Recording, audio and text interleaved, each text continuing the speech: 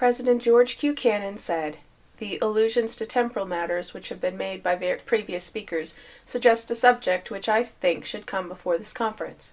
You are all doubtless aware that the residents of this neighborhood in Utah County, and also those in the north, have engaged in the erection of a sugar factory, the largest enterprise that has ever been attempted among us in the shape of home manufacture. Our leading men are making great exertions to have this industry established in our midst, and to have the contract which has been made for machinery, etc., carried out in season. It is a business which has been thoroughly approved by those who have taken it into consideration. There were some doubts entertained at first concerning the practicability of this undertaking, and likewise as to whether or not it would be remunerative. A number of practical men were selected to examine into this. They visited California and other places and made inquiries into the question of the manufacture of beet sugar.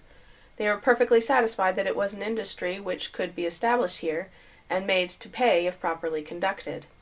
Some doubts were expressed concerning the raising of beets in this part of the country, and of a quality suitable to the production of sugar, as it was feared that there was too much alkali in our soil.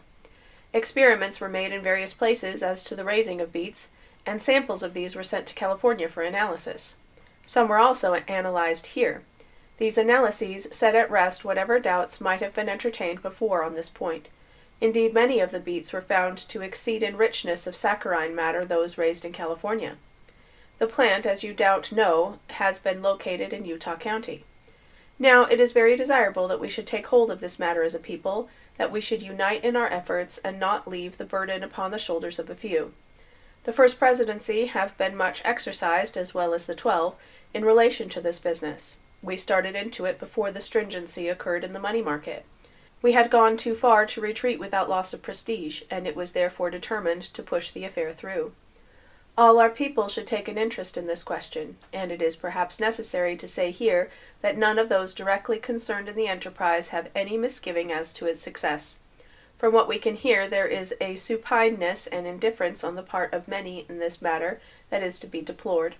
We could have put the plant in Cache Valley and had a $50,000 bonus independent of the stock subscribed.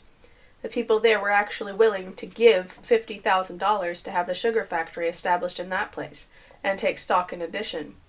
But for reasons which seemed to be weighty in the minds of those who had the project in charge, it was decided to build the factory where it is now.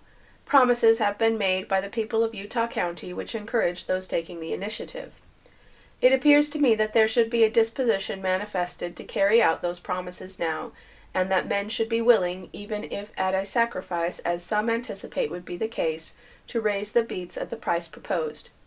We are told by those building the factory, men familiar with the business, and who have been engaged in the manufacture of sugar, that beets can be raised $0.50 cheaper on the ton than has been offered, and that persons make a good living at it.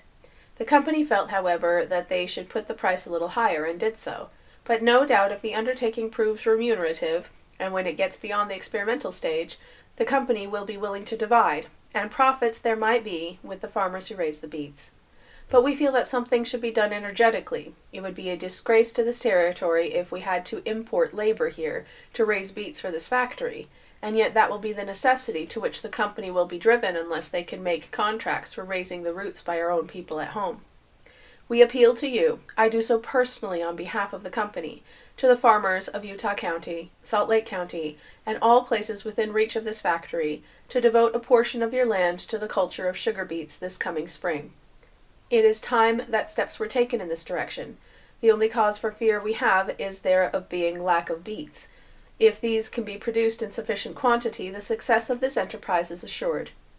The contractors can furnish machinery to crush 300 tons of beets per day, and it is thought at a push 350 tons, by an additional expense on their own part. This will require a good many beets, and the employment of a good deal of labor. We should try and keep the money at home, and help to keep in our own hands that which we should otherwise have to send elsewhere. A committee has been appointed who have the seed, and Bishop Thomas R. Cutler of Utah County is the manager. Anyone can also go and make inquiries of Brother Elias Morris, who is the president of the company, and those wishing to subscribe for stock can easily do so by applying to Brother Heber J. Grant, Brother Moses Thatcher, or Brother Thomas G. Weber. All further information needed can be obtained on application to Brother Francis Armstrong, Chairman of the Executive Committee, or Brother Leonard G. Hardy. The beet seed that has been imported is now for sale at the store of Hardy, Young & Co., Main Street.